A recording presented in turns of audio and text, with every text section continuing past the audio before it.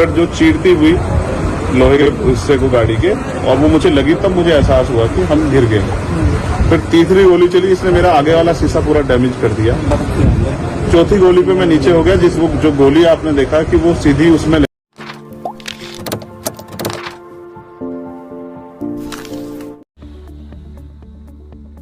Subscribe now and press the bell icon. Never miss an update.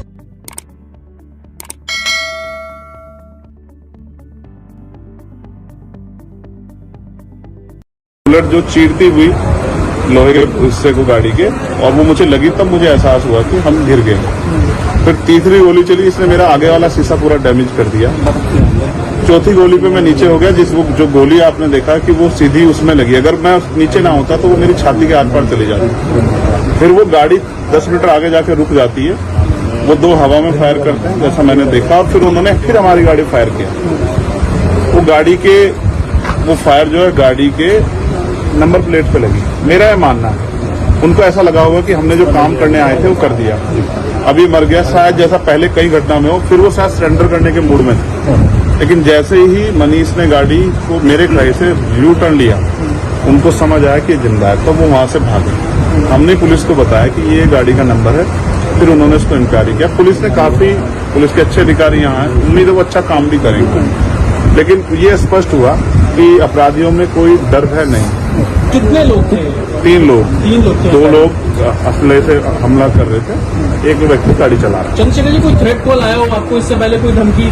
पिछले कई सालों से आ रही है। मैं लगातार पुलिस को इंटीमेट भी करता रहता। मैंने डीजीपी को भी लिखा, गृह मंत्री को भी लिखा, मुख्यमंत्री को भी लिखा, यहाँ के पहले एसएसपी डीएम थे उनको भी लिखा। लेकिन डीएम साहब जो पिछले थे अखिलेश सिंह जी, उन्होंने साफ मना कर दिया कि चीफ मिनिस्टर नहीं चाहते चंद्रशेखर को सुरक्षा दी जाए। मेरे आज भी याद है ये बात, क्योंकि मैंने एलआईयू के अधिकारी द्वारा पूछा कि भाई मैंने आपको बताया फिर क्यों नहीं हो रहा है, तो उन्होंने कहा भाई ये सरकार का मामला, सरकार चाहे तो दे सकती। तो मैं चाहता हूँ मुख्यमंत्री इंतजार करें कब चंद्रशेखर मरे, उनका काम आसान है। लेकिन उनको ये नहीं पता कि गरीबों की, कमजोरों की, शोषितों की बात करने वाला चंद्रशेखर इतनी आसानी से उनकी रास्ते में से नहीं है। अच्छा, अतीक अशरफ के जैसा हुआ वैसा ही कुछ होने वाला था, ऐसा आपको लगता है?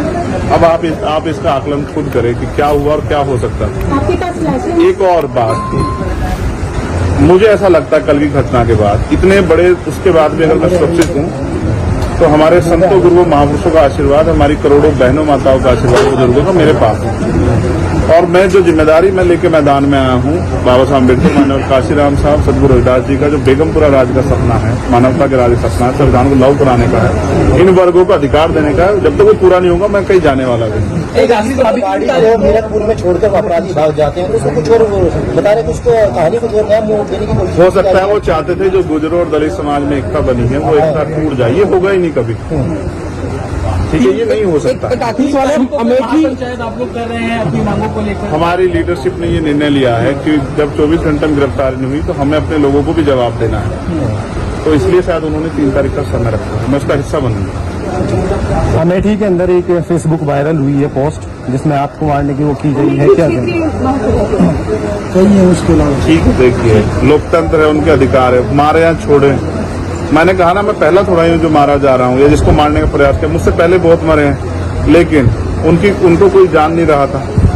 मुझे लोग जानते हैं तो मेरी बात आगे बढ़ती, लेकिन मैं अपने लोगों को मरने नहीं दूंगा। ये भी मैं उनको संदेश देना चाहता हूँ।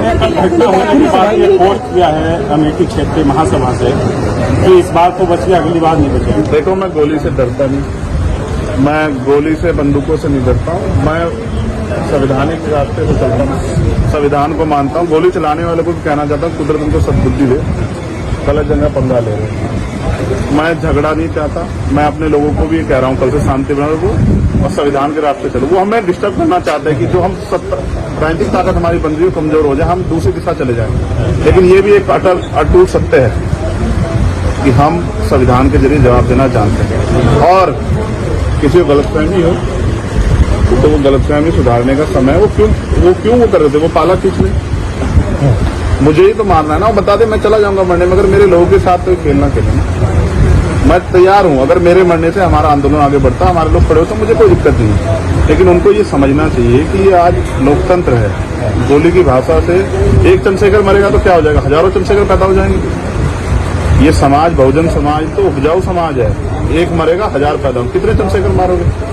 और मारो गोलियों में सत्ता का संरक्षण आपको है, मुख्यमंत्री आपका अपना है, खूब चंद्रशेखर को मारो।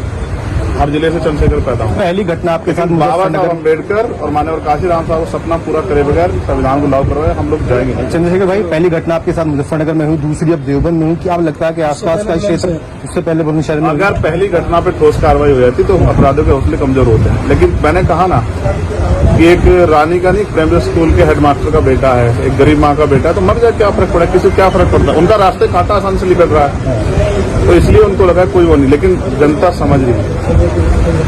मेरे एक एक खून का जवाब मेरे लोग जो है ना मुझे संरक्षण देके देंगे। एक आखिरी सवाल और सबक सिखाएंगे भारतीय जनता पार्टी की सरकार को, जिसके अब संरक्षण में गुंडे पड़ रहे हैं। एक आखिरी सवाल है, क्या ये पॉलिटिकल अटैक था आपको लगता है? पुलिस जांच कर रही है कि मेरे मरने से किसको फायदा हो सकता है, कौन मुझे चाहता मैं मर जाऊं। पुलिस जांच कर रही है, मुझे उम्मीद है पुलिस फेर जांच करके कोई मैनिपुलेट करके नहीं, सही जवाब देगी कि उन्होंने ऐसा क्यों किया। चंद्रशेखर का जो कद बढ़ रहा है देश के अंदर, कई मुख्यमंत्रियों ने भी अब ट्वीट किया है और वैसे ही ट्वीट कर रहे हैं, कहीं और कर रहे हैं, तो इस चीज को क्या ये लगता है कुछ भी गलत होगा तो लोग बोलेंगे।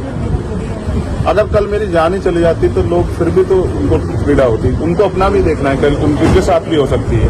ये लाइन ही विचारधारा ही गलत है कि गोली से ऊपर, और ये बीजेपी की भाषा है, गोली मारो सालों को, ये वही उसी वो उपजाऊ हो रही है। देखिए बहन जी से मेरी कोई नाराजगी नहीं, मैंने उनको हमेशा बड़ा माना, वो मुझे छोटा नहीं मानती अपने परिवार का। उनको ये घटना छोटी लगी, शायद अगर मैं मर भी जाता शायद उनको इसमें कोई शायद बुरा नहीं लगता, मुझे उनसे कोई दुख नहीं। मेरे लोग मेरे साथ हैं ये बहुत, और वो समझ रहे हैं कि जो उनके लिए मरने को तैयार है, जिसकी जो जान पे जिसकी बनाई है वो हमारा अपना है। मेरे लोग मेरे साथ खड़े होंगे, मैं लगभग सभी दलों के लोग आपसे मिलने आए हैं, कैसा देखते हैं, क्या नहीं मैं उनका भाजपा के भी नहीं, मैं कह रहा हूँ बस सबका धन्यवाद करता हूँ। मगर ये है, मैं ये प्रयास करूंगा कि भविष्य में ऐसा किसी के साथ ना, इसलिए लॉ एंड ऑर्डर की कानून व्यवस्था अच्छी होनी चाहिए, मुख्यमंत्री को ध्यान देना चाहिए। बात चंद्रशेखर की नहीं है, बात इस प्रदेश में हो रही हजारों बहनों के साथ जो अस्मतें लुट रही है हर महीने, रेप हत्या हो रही है, लोगों की जान जा रही है, ये सब उन पर वो करता है। तो वो मुख्यमंत्री पद पर बैठे, अगर वो इसको संभाल नहीं पा रहे तो क्या फायदा, फिर उनको इस्तीफा दे देना चाहिए। फिलहाल आप ठीक है, डिस्चार्ज के दौरान आप ठीक। आपके कार्यकर्ताओं ने आज जो है जगह जगह ज्ञापन दिया है, सहारनपुर में दिया, अगली रणनीति क्या रहेगी? कोई रणनीति नहीं, पार्टी के सीनियर लीडर जो तय करेंगे हम लोग उस पर काम करेंगे। और दूसरा, मेरे पीठ में जहाँ गोली लगी है वहाँ ड्रेसिंग जारी है, ठीक है, पहले से आराम है, बस एक जलन और घाव है, जख्म वो तो है ही, सांस लेने में दिक्कत थी, बीपी जो है फ्लक्चुएट हो रहा था, फ्लक्चुएट अप डाउन हो रहा था, तो वो ठीक है पहले से। ठीक है, चलो। Subscribe now and press the bell icon. Never miss an update.